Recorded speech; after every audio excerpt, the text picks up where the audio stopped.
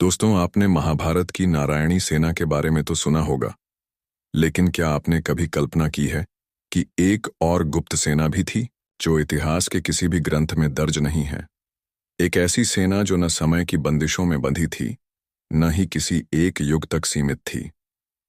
यह थी कालचक्र की गुप्त सेना, जो केवल उन्हीं के सामने प्रकट होती थी जो समय के रहस्यों को समझ सकते थे।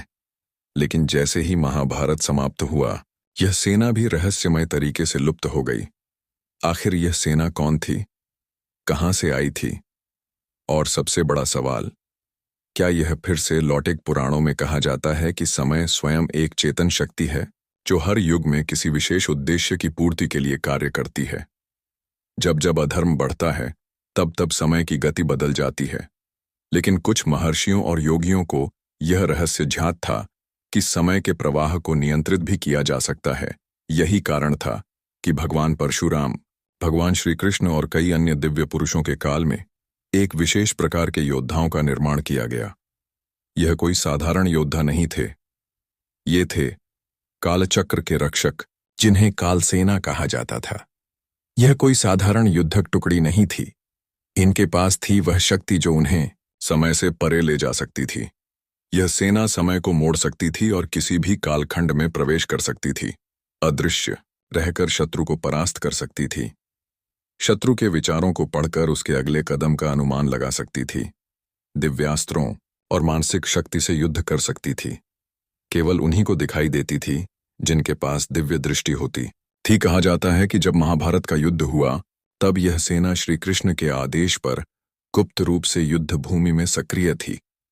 यह प्रत्यक्ष रूप से युद्ध में नहीं उतरी, लेकिन समय के प्रवाह को नियंत्रित करने में इसका बड़ा योगदान था। जब अर्जुन ने बाणों की वर्षा की, तब कालसेना ने सुनिश्चित किया कि उनके बाण सही लक्ष्य तक पहुंचे।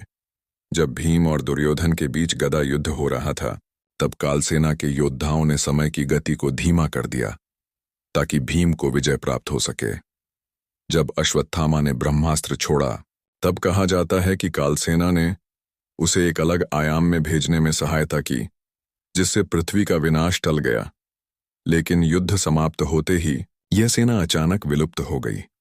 युद्ध के बाद कालसेना कहाँ गई? कई ग्रंथों में इस सेना के अचानक गायब होने का रहस्य दर्ज है।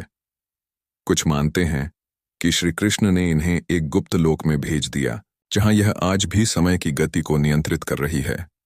कुछ आर्षी यह भी मानते हैं कि यह सेना कालचक्र के भीतर समा गई और जब अधर्म अपनी चरम सीमा पर पहुंचेगा, तब यह पुनः प्रकट होगी। क्या कालयुग में कालसेना फिर से लौटेगी? कलयुग के अंत में जब भगवान विष्णु का अंतिम अवतार कल की प्रकट होंगे, तब एक महायुद्ध होगा। कई योगियों का मानना है कि उसी समय कालसेना फिर से प्रकट होगी और अधर्मियों का संहार करेगी। कुछ सिद्ध महापुरुषों ने यह भी कहा है कि कालसेना के कुछ योद्धा आज भी पृथ्वी पर गुप्त रूप से मौजूद हैं। वे आम लोगों के बीच रहते हैं, लेकिन जब समय आएगा, तब वे अपने वास्तविक स्वरूप में आ जाएंगे। क्या कालसेना केवल एक कथा है या सच्चाई? यह सवाल आज भी अनसुलझा है। क्या यह केवल एक पौराणिक कथा है या सच में कहीं ना कहीं कालसेना अस्तित्व में है? क्या यह सेना समय के पार जाकर किसी गुप्त स्थान पर तपस्या कर रही है, या फिर यह किसी विशेष क्षण की प्रतीक्षा कर रही है? आपका क्या मानना है? क्या कालसेना वास्तव में कलयुग में लौटेगी, या यह सिर्फ एक अद्भुत रहस्य है? नीचे कमेंट में बताइए, और अगर आपको यह रहस्यमयी कथा पसंद आई हो तो इसे शेयर जरूर करें। सनातन धर्म के ऐसे ही अद्भुत रहस्यों के लिए हमारे चैनल को सब्सक्राइब करें। धन्यवाद।